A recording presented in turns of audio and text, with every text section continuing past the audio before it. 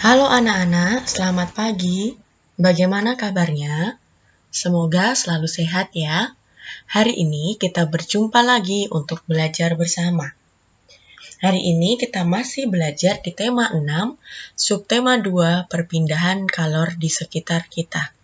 Selasa 18 Januari 2022. Sebelum kita memulai pembelajaran kita pada pagi hari ini, Ibu akan mengajak kalian untuk berdoa terlebih dahulu. Mari kita siapkan hati dan pikiran kita untuk berdoa bersama-sama. Dalam nama Bapa dan Putra dan Roh Kudus. Amin. Selamat pagi Tuhan Yesus, terima kasih atas segala berkat dan rahmat yang telah Engkau berikan kepada kami hari ini. Tuhan, hari ini kami akan belajar, sertailah dan dampingilah kami, semoga kami dapat belajar dengan baik, seturut dengan kehendak-Mu. Doa ini kami haturkan kepadamu dengan pengantaran Kristus Tuhan kami. Amin. Santo Carolus Borromeus, doakanlah kami. Bunda Elizabeth, doakanlah kami. Bunda Maria Bintang Samudra, doakanlah kami. Amin. Dalam nama Bapa dan Putra dan Roh Kudus. Amin. Baik anak-anak, apakah semuanya sudah siap? Supaya kita lebih semangat lagi, mari kita bersama-sama menyerukan salam Tarakanita. Salam Tarakanita, satu hati, satu semangat, Tarakanita, yes. Baik anak-anak, untuk pertemuan kita pada pagi hari ini, kompetensi dasar yang akan kita pelajari yaitu KD 3.6. Menerapkan konsep perpindahan kalor dalam kehidupan sehari-hari. Dan 4.6, melaporkan hasil pengamatan tentang perpindahan kalor. Indikatornya, yang pertama, 1. Menganalisis 3 cara perpindahan kalor dalam kehidupan sehari-hari. 2. Menjelaskan pengertian dari konduksi dan radiasi. 3. Menyebutkan 4 contoh peristiwa konduksi dan konveksi dalam kehidupan sehari-hari. Selanjutnya, tujuan pembelajaran kita pada pagi hari ini yang pertama, melalui penjelasan guru, siswa dapat menganalisis 3 cara perpindahan kalor dalam kehidupan sehari-hari dengan benar. 2. Melalui penjelasan guru, siswa dapat menjelaskan pengertian dari konduksi dan radiasi. 3. Melalui penjelasan guru, siswa dapat menyebutkan 4 contoh peristiwa konduksi dan konveksi dalam kehidupan sehari-hari. Ini adalah tujuan pembelajaran kita pada pagi hari ini. Nah, coba anak-anak perhatikan. Pasti anak-anak tahu ini apa ya, gambar apa ya? Ya, es krim. Dan yang di sebelahnya yaitu kopi. Nah, es krim ini tuh sifatnya dingin. Suhunya bisa kurang dari 10 derajat Celcius. Tetapi untuk kopi ini ada asapnya, ini berarti tandanya panas. Suhunya hampir 100 derajat Celcius. Nah, benda yang panas memiliki suhu yang lebih tinggi dibandingkan benda yang dingin. Nah, ini suhu pada kopi panas ini suhunya tinggi, 100 derajat Celcius. Tapi kalau yang dingin suhunya itu rendah, kurang dari 10 derajat Celcius. Panas merupakan energi yang sering disebut kalor. Jadi kalor dan panas itu sama sebutannya, hanya beda penyebutan saja. Energi panas atau kalor dapat merambat dari benda bersuhu tinggi ke benda bersuhu rendah. Nah, konsep perpindahannya itu perbedaan suhu, yaitu tadi yang bersuhu tinggi dan juga bersuhu rendah. Itu perbedaan suhu, ada suhu tingginya dan ada suhu rendahnya. Nah, selain itu konsepnya yaitu panas itu dapat merambat melalui benda-benda tertentu. Nah, minggu kemarin kita sudah belajar benda apa saja yang dapat menghantarkan panas dengan baik. Selanjutnya, ada 3 cara perpindahan kalor atau panas. Yang pertama itu konduksi, konveksi, dan radiasi. Minggu lalu kita sudah belajar, namun kita akan memperdalamnya pada hari ini. Nah, ini konduksi. Konduksi itu proses perpindahan panas tanpa disertai perpindahan partikel pada benda tersebut. Nah, nih, partikel itu penyusun suatu materi atau zat. Jadi, konduksi biasanya terjadi pada zat padat.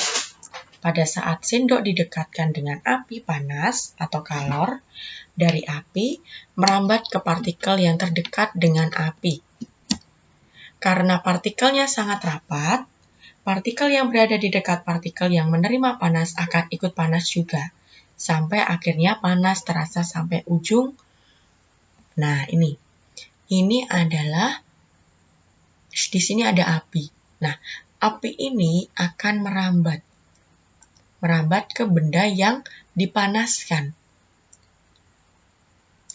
Nah, karena ini partikelnya sangat rapat, partikel yang berada di dekat partikel tersebut akan menerima panas dan akan ikut panas juga. Nah, ini dipanaskan. Nah, nanti akan berjalar.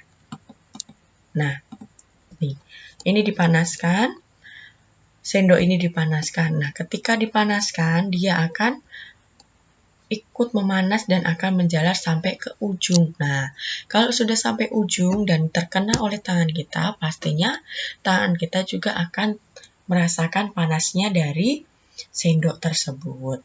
Nah, selanjutnya, contoh konduksi dalam kehidupan sehari-hari. Contohnya, sendok yang dimasukkan dalam air panas. Ketika kita membuat kopi atau teh atau susu, kita menggunakan air panas. Nah, kita mengaduknya menggunakan sendok. Nah, sendok itu lama-kelamaan jika ditaruh di situ terus, dia akan terasa panas juga karena sendok dapat menghantarkan panas. Nah, selanjutnya nampan roti yang dimasukkan dalam oven. Nah, di dalam oven itu suhunya akan panas, suhunya akan tinggi. Nah, karena suhunya tinggi dan nampannya itu terbuat dari aluminium, maka dia akan dapat menghantarkan panas. Dan setrika yang sudah dialiri arus listrik. Dan juga yang lainnya yaitu solder. Nah, konveksi. Konveksi, proses perpindahan panas disertai perpindahan partikel. Nah, ini partikel air yang menerima panas akan naik. Partikel yang belum menerima panas akan turun. Nah, ini yang warna merah ini adalah partikel air yang sudah menerima panas. Nah, ini ya. Dia ketika sudah menerima panas, dia akan naik. Yang warna orange ini merah. Nah, yang warna biru ini yang belum menerima panas, dia akan turun. Nanti ketika sudah panas, dia juga akan menaik. Begitu. Jadi akan ada perpindahan partikelnya, yaitu partikel air yang menerima panas akan naik. Nah, partikel yang belum menerima panas akan turun. Nah, itu adalah ketika kita sedang merebus air. Nah, konveksi terjadi pada zat cair dan gas. Selanjutnya, contoh konveksi dalam kehidupan sehari-hari, yaitu ketika kita memasak air. Tadi sudah Ibu jelaskan. Ketika kita memasak air yang di bawah, panci paling bawah yang terkena oleh api itu akan mendapatkan api secara langsung. Nah, jadinya dia akan mudah cepat panas. Ketika sudah panas, dia akan naik, partikelnya akan naik. Nah, air yang masih dingin akan turun supaya juga terkena panas. Selain itu, sistem pendinginan AC. Nah, sistem pendinginan seperti AC tersebut juga menggunakan sistem konveksi. Nah, sistem tersebut pada satu titik akan mengeluarkan udara dingin yang lebih tinggi. Udara dingin itu pun bergerak ke bagian bawah ruangan. Sebagai gantinya, udara yang lebih panas akan naik ke bagian atas ruangan dan dengan sistem heat pump, AC mengubahnya menjadi udara yang lebih dingin. Nah, itu juga sama akan diulang. Nah, selain itu, angin laut dan angin darat. Nah, angin laut dan angin darat ini juga contoh konveksi atau peristiwa yang menggunakan konveksi dalam kehidupan sehari-hari. Nah, ketika malam tiba, udara di darat jauh lebih dingin dibandingkan di laut. Sedangkan ketika siang tiba, udara di darat menjadi lebih panas dibandingkan di laut. Nah, kondisi tersebut menyebabkan terjadinya perbedaan suhu antara daratan dan lautan secara terus-menerus. Akhirnya terbentuk suatu arus angin di mana ketika malam hari, udara panas laut akan naik dan digantikan udara dari darat. Adapun ketika siang hari, udara panas darat akan naik dan digantikan udara dari laut. Nah, ini dimanfaatkan oleh nelayan untuk berlayar. Mereka akan melaut di kala malam dan kembali ketika hari menjelang pagi. Selanjutnya radiasi. Perpindahan panas tanpa menggunakan perantara. Contohnya itu, di bumi kita ini, antara bumi dan matahari itu jaraknya itu sangat jauh. Tetapi, panas dari matahari dapat sampai ke bumi. Nah, itu adalah contoh radiasi tanpa ada perantara. Yang kedua, ketika kita mendekati api, atau lilin, atau api unggun, atau kompor, lama-kelamaan, badan kita akan terasa hangat atau tangan kita yang paling dekat akan terasa hangat. Nah, itu merupakan salah satu contohnya juga. Nah, kesimpulan, energi panas atau kalor dapat merambat dari benda yang bersuhu tinggi ke benda bersuhu rendah. 3 cara perpindahan panas yaitu konduksi, konveksi, dan radiasi. Nah, ini tugasnya ada 5. Silakan dikerjakan di buku PS tematik. Maksimal jam 10 malam, nanti dikirimkan ke ibu. Baik anak-anak, pembelajaran kita sudah selesai, mari kita tutup dengan berdoa. Dalam nama Bapa dan Putra dan Roh Kudus, amin. Selamat pagi Tuhan Yesus, terima kasih atas segala berkat dan rahmat yang telah Engkau berikan kepada kami hari ini. Tuhan, hari ini kami sudah belajar. Terima kasih atas segala penyertaan-Mu pada pagi hari ini, sehingga kami dapat mengikuti pembelajaran dengan baik. Tuhan, sekarang kami akan mengerjakan tugas, sertailah dan dampingilah kami, semoga kami dapat mengerjakan tugas dengan baik. Amin. Doa ini kami aturkan kepadamu dengan pengantaran Kristus Tuhan kami. Amin. Santo Carolus Borromeus, doakanlah kami. Bunda Elizabeth, doakanlah kami. Bunda Maria Bintang Samudra, doakanlah kami. Amin. Dalam nama Bapa dan Putra dan Roh Kudus. Amin. Baik anak-anak, selamat belajar dan mengerjakan tugas. Tuhan memberkati. Bye-bye.